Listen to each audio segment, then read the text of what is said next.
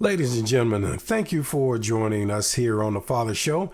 I'm your host, Mike Thompson, and we have a fantastic show for you today. So I hope you stay tuned, watch the show.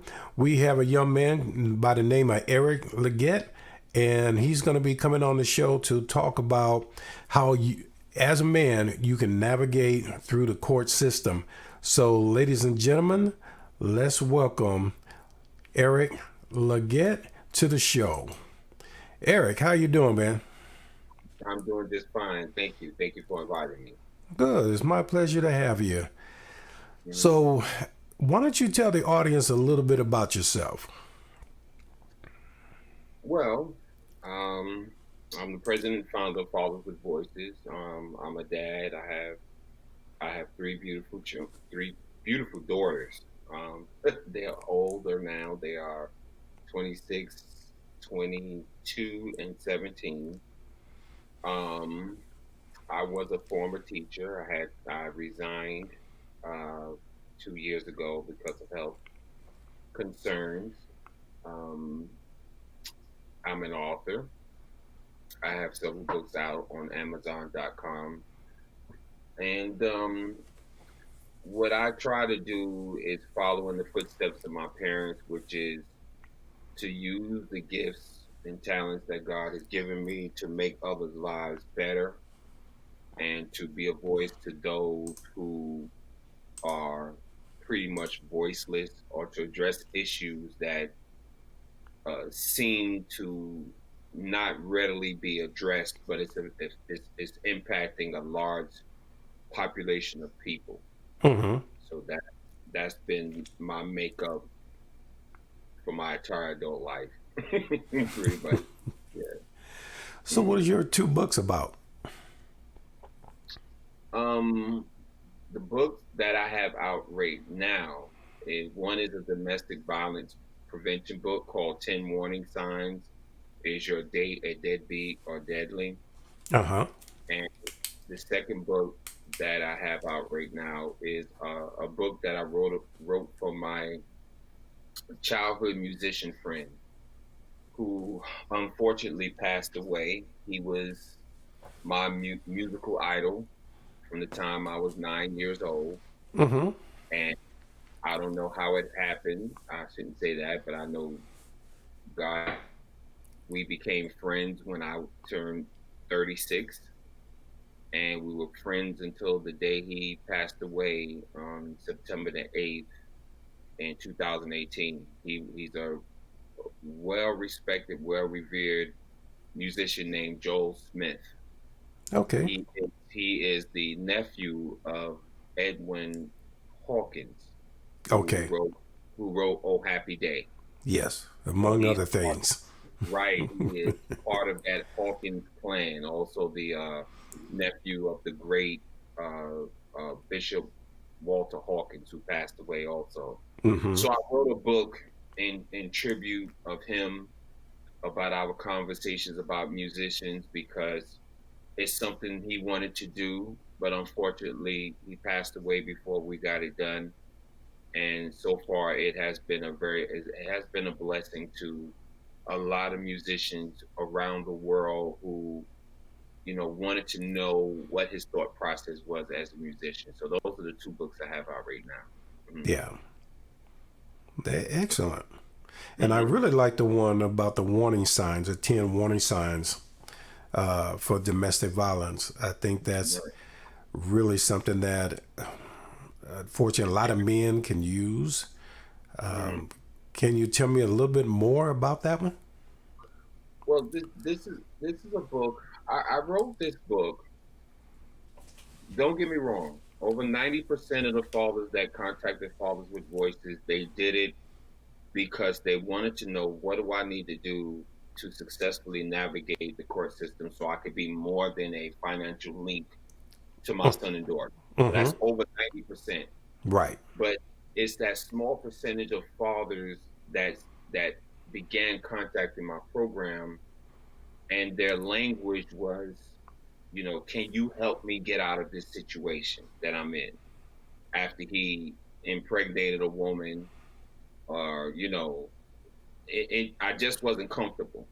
Mm-hmm. And simultaneously, I started running into a lot of news articles of single mothers that were being murdered, unfortunately, at the hands of men who they had children with, and they were involved in child support and custody cases.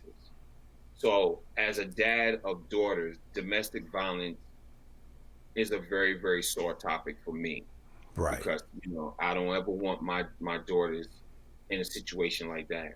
Right. So I ended up thinking about those conversations I had with those men and writing down the warning signs that women could look for in terms of men who verbalize, okay, if a pregnancy occurs, you know, I might not be there, and it's very important that women are able to read these signs because these parental conflicts that's happening around the world, they can go from 0 to 80 very quickly, Very. um, very very quickly, and it's something that's not often talked about in terms of the mainstream media, the level of violence, Mm-hmm.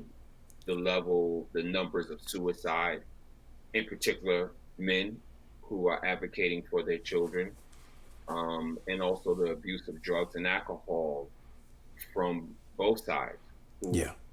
buckle down to the stress of having to be involved in these parental conflicts. Yeah. Mm-hmm. So we're going to be talking about today how a man can successfully navigate through the court system.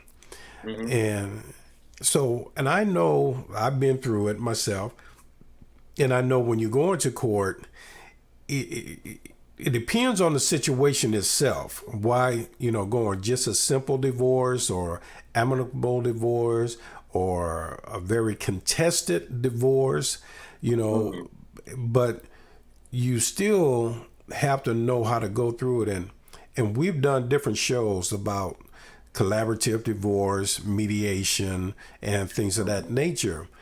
Mm-hmm. But what would your suggestion be as how a man can prepare to successfully go through this court system when he's, dealing with a divorce?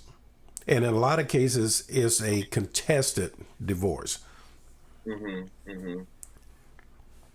Well, one of the first things I tell men, and because it's the mistake that a lot of men make, is they become consumed by what is going on between him and the mom.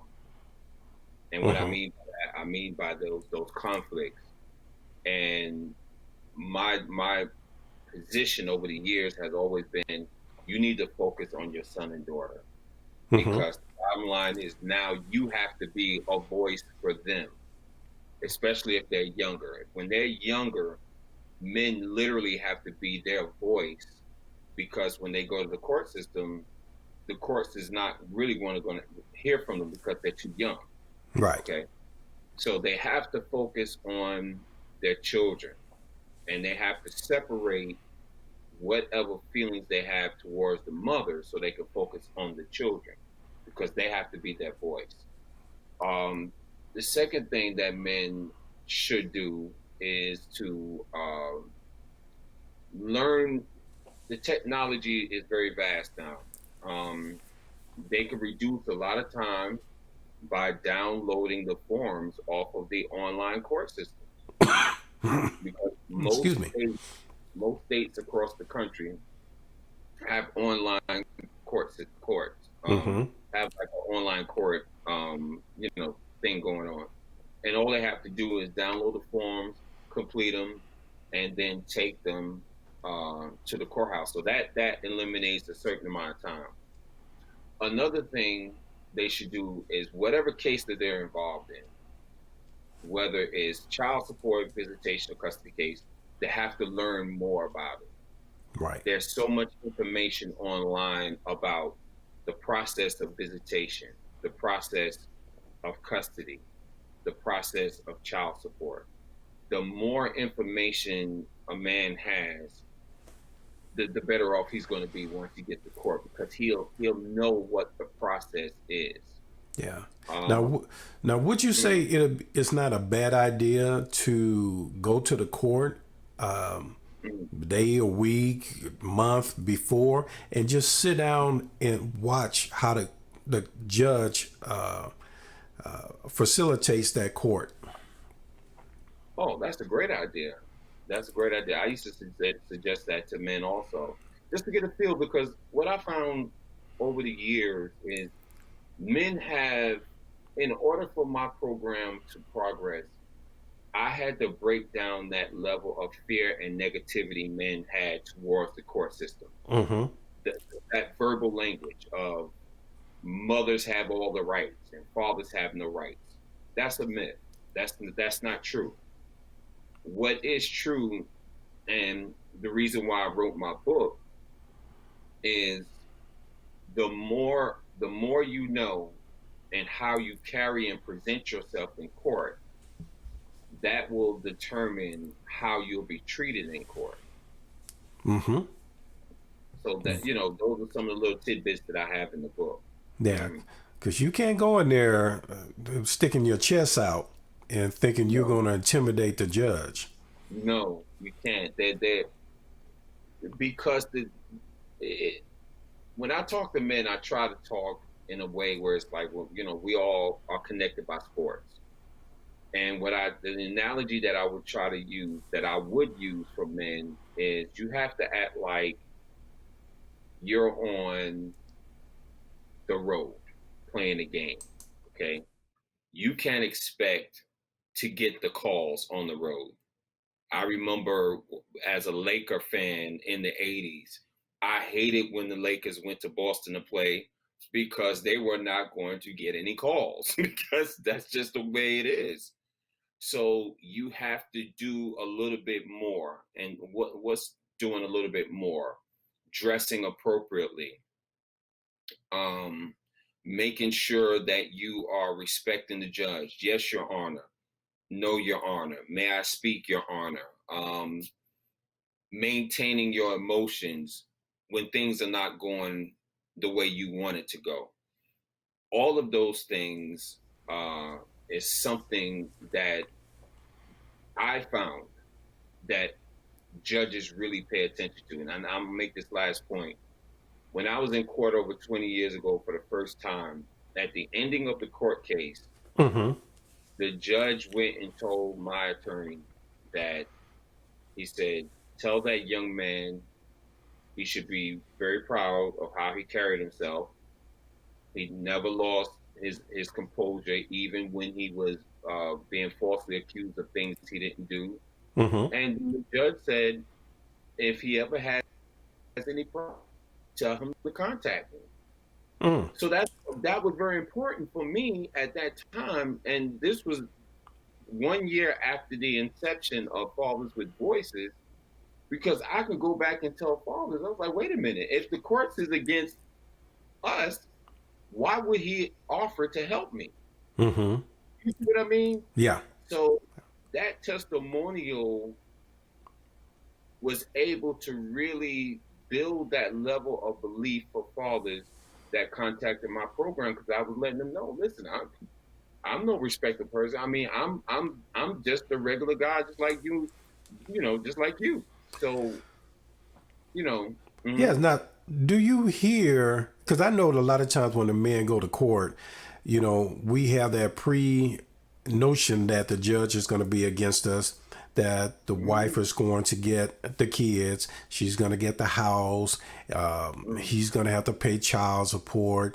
And it's mm-hmm, just all this negativity that mm-hmm, he is hearing or has mm-hmm, heard.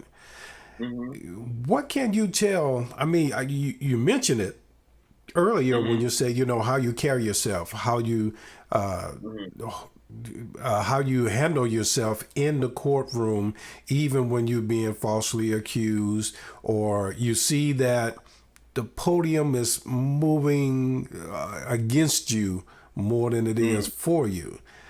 mm-hmm. What advice would you give to a man? I tell the men, I've told men this for years: stay the course. Just stay the course. And I Okay. would let them know. that the court system is not McDonald's or Burger King. You're not going to make an order. It's not. Yeah, You're it not going to make isn't. an order. No.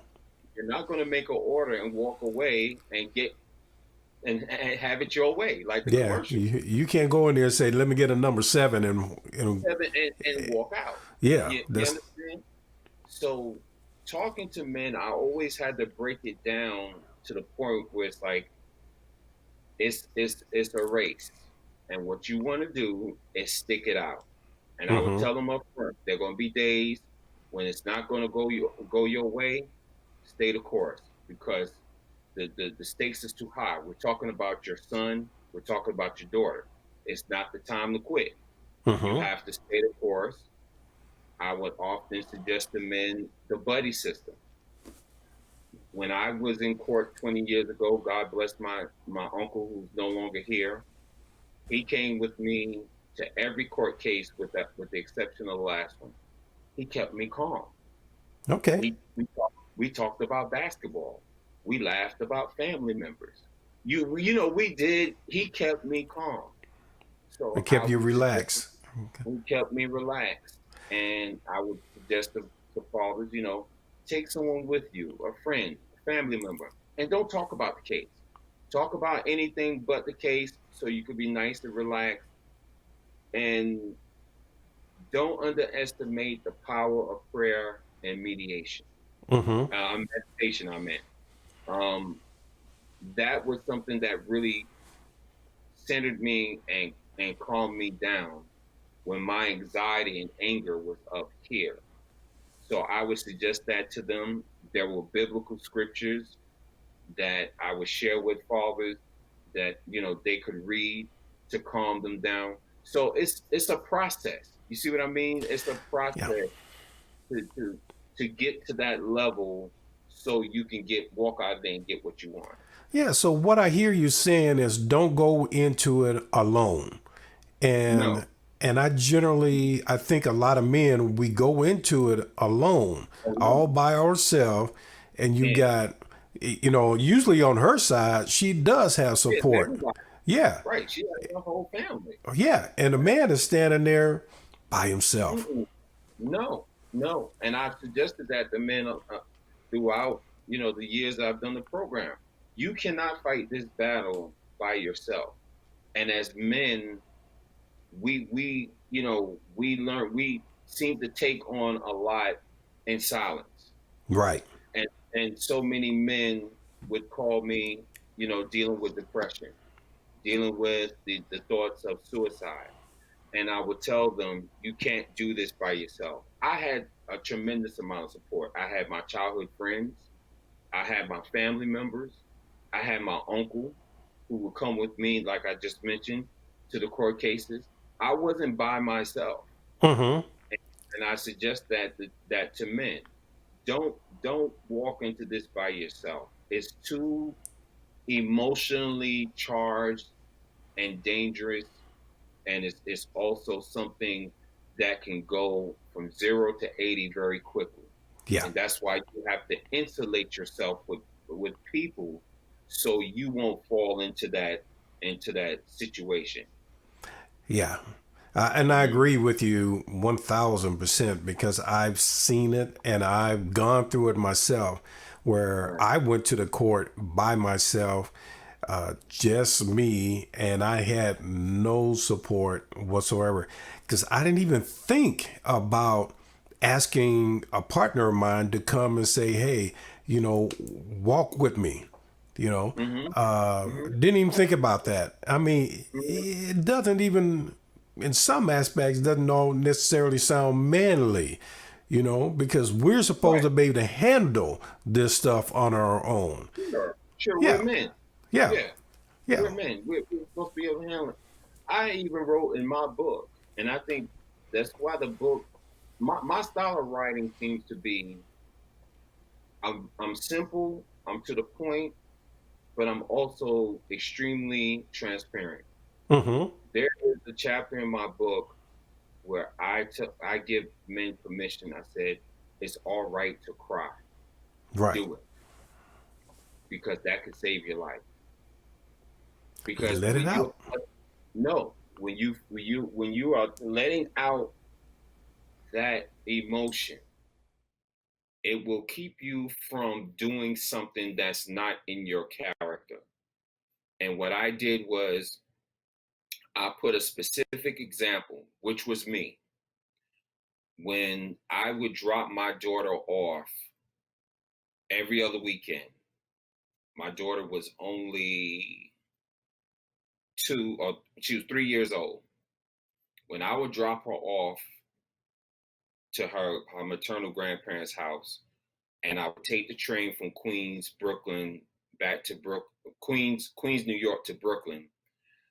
In my area was a long stretch of street called Eastern Parkway, and it was a beautiful stretch because they had benches, you know, all down these blocks.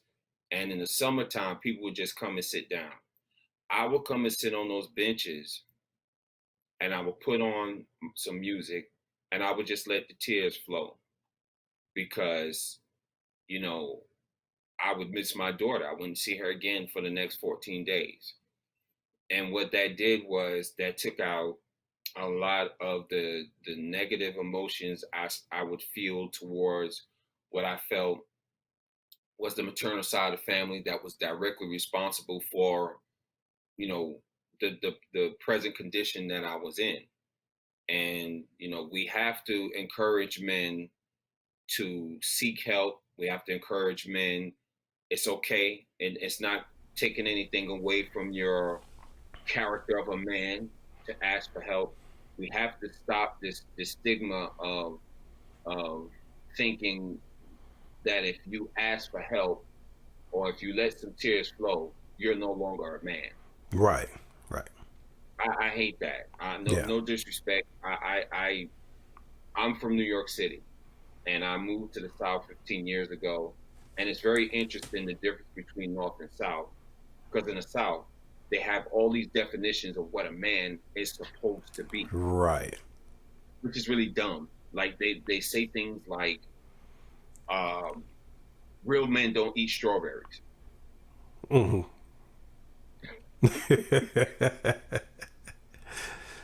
And my Yeah. response was, I raised three fully mature adults now.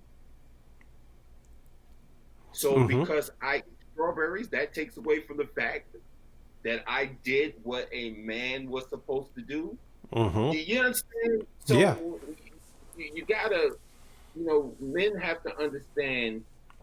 Stop allowing people to define who you are if you seek help or if you say, I need some support.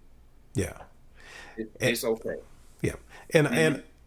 I agree because even when I started, the Father Show and the Father Show Resource Program, the Hmm. resource program is to provide resources to help men. And it's Hmm. amazing the response I get from women and response I get from men. The women Hmm. is like, oh, this is fantastic. Oh, it's so needed and it's great. And men Hmm. is like, yeah, okay. And, and they just, it's like they're nothing. And then Right. I had a guy that I used to work with, and he called me. He had to go to court on Monday. He called me Friday to see if I can give him some help. And it's like, dude, it's nothing I can do for you. You calling me, not even, you really, and realistically, you're not even giving me 24 hours because, Man, he invited you to a 2 hour movie and there was only 10 minutes left. right. It was like, and I Well, I felt really bad, but it's like, right. hey, I mean, you knew that I was doing this. You knew I've been doing it. So why do you wait till the last minute to call me? Hmm. But we as men, we tend to wait till our back is against the wall Against to ask for help. help. And that's what I Yep. think you and I are both trying to get men away from. We don't Right. need to wait or even No. get our back up against the wall.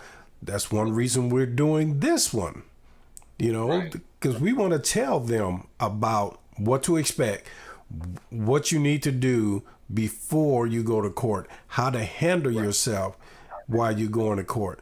So I love the Mm-hmm. suggestions that you're giving. Right. Right. Well, these suggestions, I'm gonna be very honest with you, and there's more.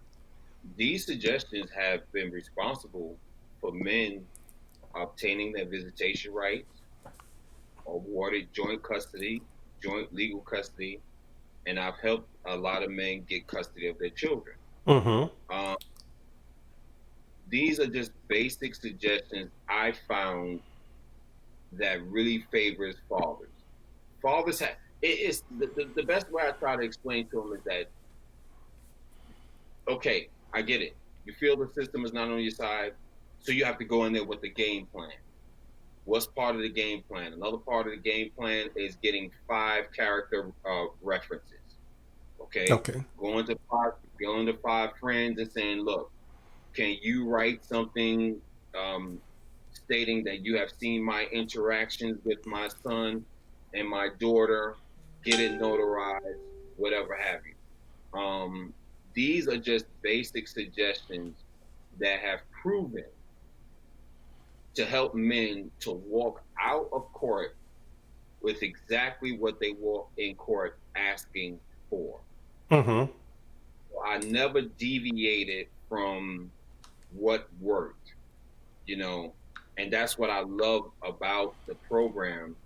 I mentioned to you earlier, I resigned from teaching. You're right. One of the, one of the things about education I absolutely hated was they always changed. There was always change. You know, you can have, for example, 30 kids all get it. Mm-hmm. And then you'll go to a meeting and say, well, do it this way because this is the latest teaching method that comes out. But why am I doing that? And they're already getting it over here. Yeah. Why? Why? You understand what I'm saying? Yeah. So, Absolutely. for, so for 20 years, I've been making the same Coca-Cola. Mm-hmm. I didn't change it. There was no Coke Zero and Coke, I've been making the same soda. It doesn't change because the mission of Fathers with Voices is to increase the involvement of children, of children in the lives of their fathers. Mm-hmm. So if the program and the process has helped men do that, why am I deviating from that Yeah. if it's effective? Yeah. You see what I'm saying? Oh yeah. So that's the reason why when I wrote this book, I wanted to name it something powerful. And I said, yes, I won in family court. So can you. You can do it too. So that's the name of the book. You know? Simple. Very simple, yeah. Yeah. Very simple. So I share with fathers what worked for me in 1 year. And God bless my mom. God bless my mom because my mom, when it was happening, she said, "You love to write. Take your notebook and write about exactly what's happening to you." Yeah. She said, "It's going to help a lot of men." And if it wasn't for her, I probably wouldn't have done that. I probably would have been so stuck into what was happening to me that I would have never thought to do that. But Mm-hmm. because I did, after those 7 months in court, that literally was the program. Um, when the court case ended, I just simply took the notebook and turned it fully into a program. It was all there. You see what I mean? Yeah. Yep. So, yeah. Mm. And it's good. We have to learn from others' mistakes. That's a key thing, and to be able to write about what you went through, what you experienced, and be able to help other men. Are there any more suggestions that you have? A few more suggestions I can give, or one more, or a couple more, is to learn to just coping mechanisms. This is Hmm. it's a very a stressful situation. So I used to tell Right. fathers, listen, exercise, take a walk, um, you know, find inspirational music to listen to get that in your mind. And the most important one was watch your words. Hmm. That's something that I've been teaching my daughters, that there is death and life in your mouth. Right. So when fathers would contact me, oh, the system is, and I literally would stop them and say, listen, I can't help you right now. And they would pause and say, well, why not? I said, because right now your mind is moving in a very negative fashion. Hmm. And what we need to start doing, they wanted me to go straight to point D and skipping A, B, C, and D. No, Hmm. we started at the basics. We need to change your words. We need to change your words from failure and despair to victory and confidence. And I would literally start there. I would give them certain positive statements.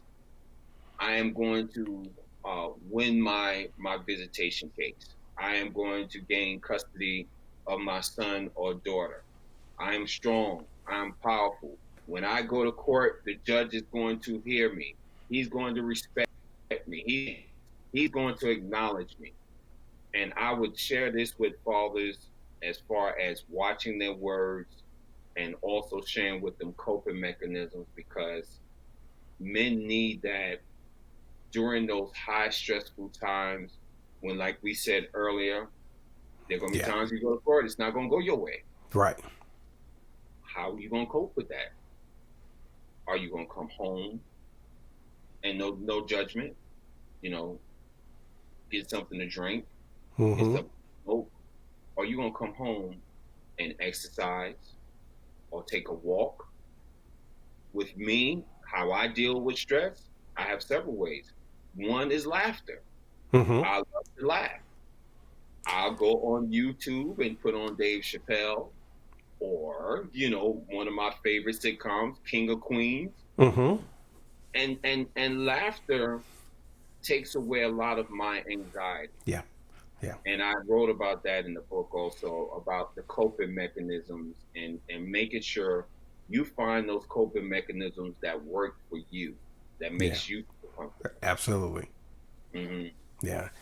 Hmm. Yeah.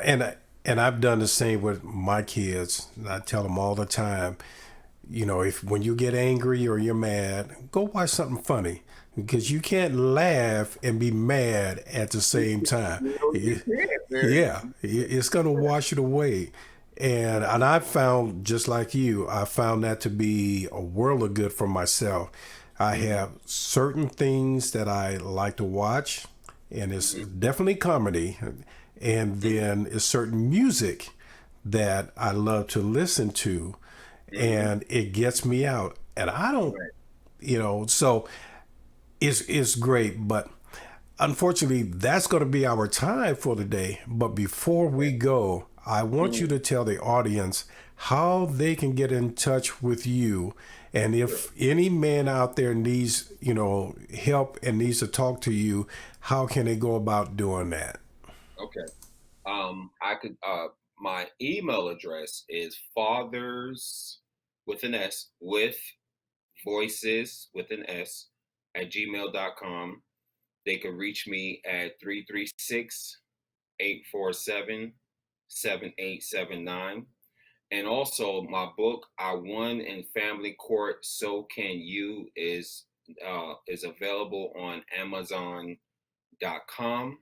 And any father who purchases the book will become a member of a wonderful company that I am affiliated with called ticketsatwork.com. And what that is, it provides a significant number of discounts in a variety of ways and products. Just to name a few: car rentals, hotels, movie tickets, discount cards. So, I'm offering that as an incentive to purchase the book, because it's a lot of knowledge and in that book that men could definitely use. Okay. Well, that's Mm-hmm. great. And ladies and gentlemen, we'll have that information. You'll see it on the bottom there for Eric.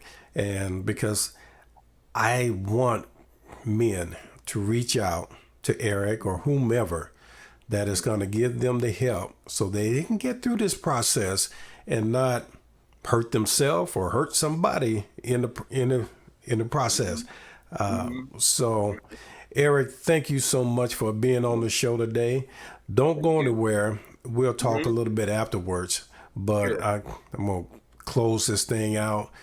Mm-hmm. But, ladies and gentlemen, that's our show for today. And I'm going to tell you, it's great to have Eric on the show to be able to talk about things that you can do, because I've learned something. I don't plan on going through it again, but I've learned a lot about what I can do and to make my court date a little bit better and go smoothly and handle it a little bit better. But if you need resources, additional resources, go to the Father Show with MikeThompson.com, and you can find resources on there that can help you get through this maze that you may be going through. And don't forget, subscribe. And if you like the show, please hit that button and let them know you like it. And always share it with somebody, because there's other people out there that can use the help as well. So don't keep it to yourself. Let others know about Eric, and leave your little comments on the bottom. We'd love to hear from you. Love to see what other shows that you would like for us to have. And so until next week, I want to say we'll see you then, and God bless.